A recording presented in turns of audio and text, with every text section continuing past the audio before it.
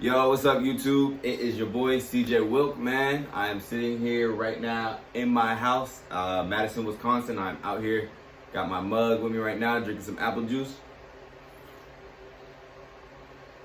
And let's get straight into it. I don't even want to do all the deliberation and all the small talk. So let me just break down what's been going on, man. I am exhausted. I started a job at the business school. I teach Gen Biz 110. If you go to Wisconsin and you're a freshman, you might end up taking my section and I might end up teaching you next year. Or not next year, this semester coming up. So listen, man, I'm at a very interesting point in life. And I think I just want to kind of share some of the things that I've learned. I've learned the difference between certain communities. I grew up in black communities, but then I also have been in white communities. I've been in poor communities. I've been in affluent. Affluent means rich or like has a lot of money communities. So I've kind of been in a lot of different communities and I've learned a lot of information. Is this fan loud?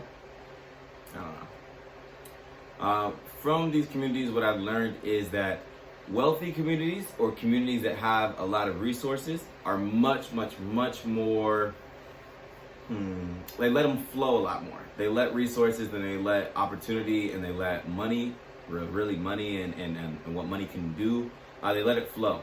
And it's easy to make money in those communities because people are more so giving from their overflow rather than giving from their bare minimum. So in poor communities and in lower income communities, you'll find that people have a lot less to give because when they do give, it's them giving all that they have in a sense.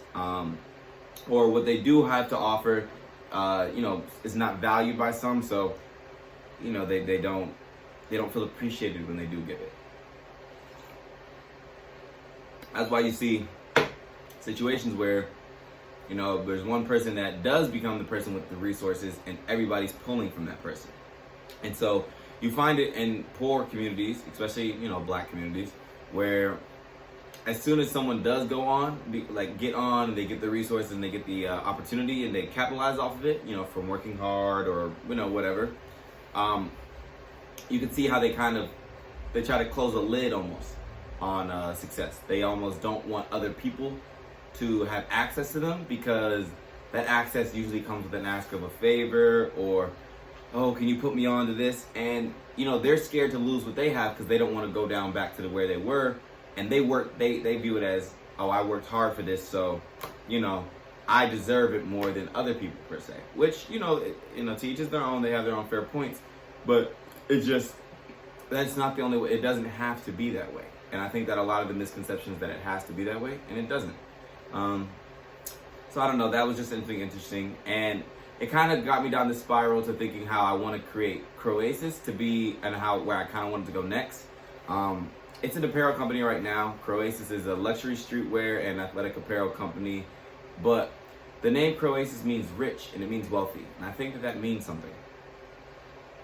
I want Croasis to become a community of wealthy people, not only in resources as far as financial or as far as, monetary things or tangible things, but also those intangible things like culture, knowledge, which while you can measure knowledge in multiple different senses, and I want to build it to be a network of people that can access this. I want to build Croasis to not only just be an apparel company, but a wealthy community. And I think that I have the ability to do it. What it will take is a team. I need a team. I'm learning also from this Wisconsin School of Business job. School is also a business. And I'm learning how the most successful businesses are run. The most successful businesses, the workers don't know that they're workers. They feel like they're just helping and they're just a part, like it feels like their own company. Do you get what I'm saying? Like the people that work at Google, they know they work at Google, but they don't feel like they're working for Google. They feel like they're working with Google. Versus McDonald's, you don't feel like you're working with McDonald's, you feel like you're working for McDonald's. That's where the culture of a company really does matter because it kind of changes the overall feeling towards that job position. Now, why does McDonald's still get employers? Because it's easy to get a job there. People cycle through all the time and it's decent pay, I know that it isn't $30 an hour, but 15, you know, it could definitely sustain you. So anyways, I said all this to say, there's a lot that has been learned just in the last week of training. But I will continue to access the information in the business school. I will continue to work and I will continue to grind. I am exhausted though. I am exhausted. I am quite literally at my brink of energy.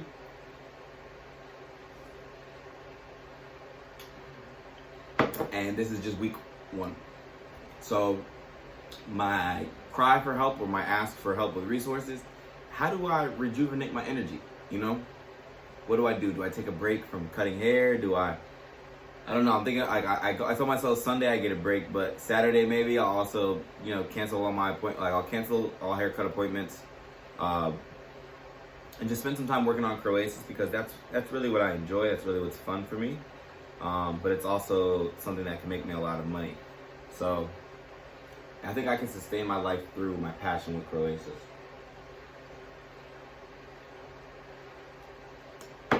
I enjoy the apparel aspect of it. And imagine if I just had a team that could help me run Croesus while I focus on other things. I think I'd be able to do more. So I think I see opportunity. I think a lot of the biggest issues that I'm dealing with is money issues as far as Croesus goes. I think if I had more money, I can, you know, use that money to kind of hire these teams to make more money. So it's just as simple as that. That's just life. But generally speaking, I just need people to help me do the day-to-day stuff. You know, day-to-day stuff just gets done over here.